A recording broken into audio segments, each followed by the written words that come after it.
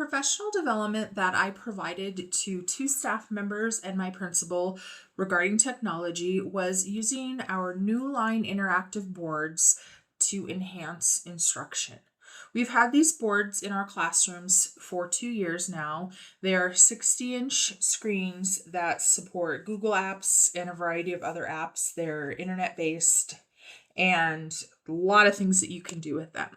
So the two teachers that I chose to participate in this professional development are two teachers that do not necessarily feel comfortable with technology in the classroom and rarely use their smart boards. They may only use them to project casting something from their computer to the bigger screen. It's not very interactive with the kids. It's more for their benefit versus the students' benefit. So the objectives of the professional development were to discuss why we are learning about the smart boards, to learn strategies for seamless integration, and to interact with the best tools and apps to use in the classroom.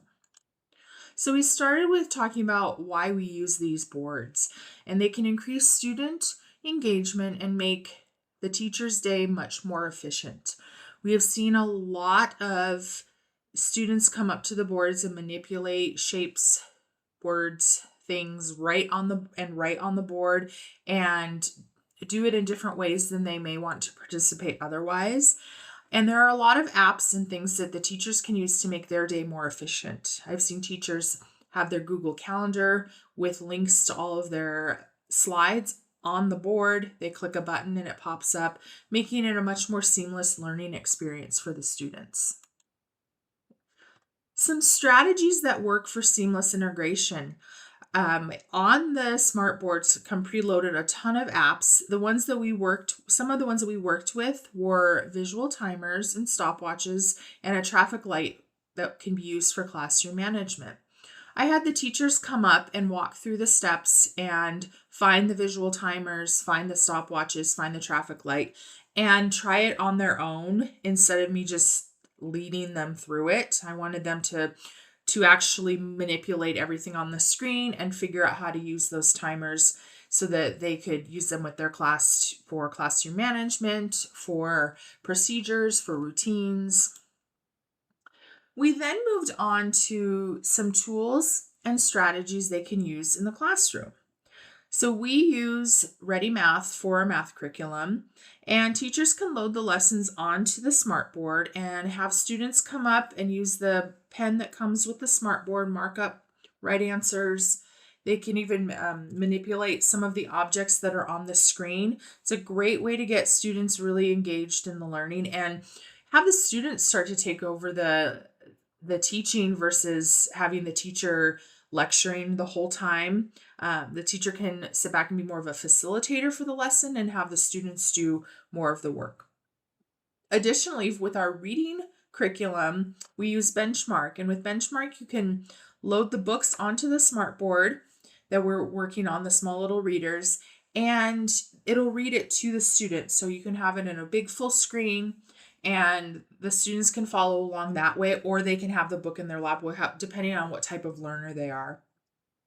Additionally, on the smart boards, there are Lumio apps. I had some teachers show me all about this. They do their lunch counting via this, where the students will come up and move their name to whatever the lunch choice is. They've also used it in primary grades for sorting activities to really get those kids involved in learning how to manipulate things in a digital space. Teachers also will use their Google Calendar. They'll load that up onto there and attach lessons that way, making it much more seamless instead of having to go back and forth between computer and smart screen. Teachers also have been using a lot of Kahoot.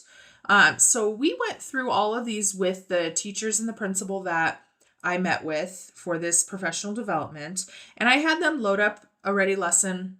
I had them load up Benchmark. I had them load up all of the apps. I had them do the work so they could see how to manipulate it, how it worked, what kinks that they were running into, and how I could assist them making it a more smooth transition when they get back to their classrooms. Okay. So we talked about how we would assess their learning. They practiced during the session, And I asked them to incorporate strategies into their teaching. I wanted to see them try at least one new smartboard activity. And I wanted to see the students using the board more often in meaningful, engaging ways, not necessarily just lunch count, because that's very little engagement that goes on there. And I will be able to assess this through walkthroughs and observations and meeting with teachers and talking to them about how things are going and providing feedback to them. I also included a slide here about how this supports our school vision.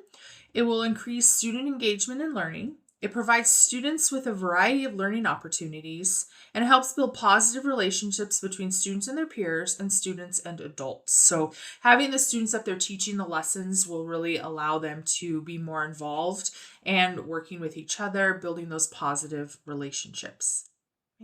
I provided two staff members and principal with this survey, just a short, quick 4 questions. I asked them to be extremely honest with me.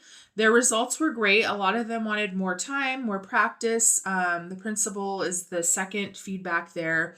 He provided me with some good ideas on how I could improve this in the future. And that's what I will do when I deliver this to other staff members. Here are my references for integration of smart boards into classes.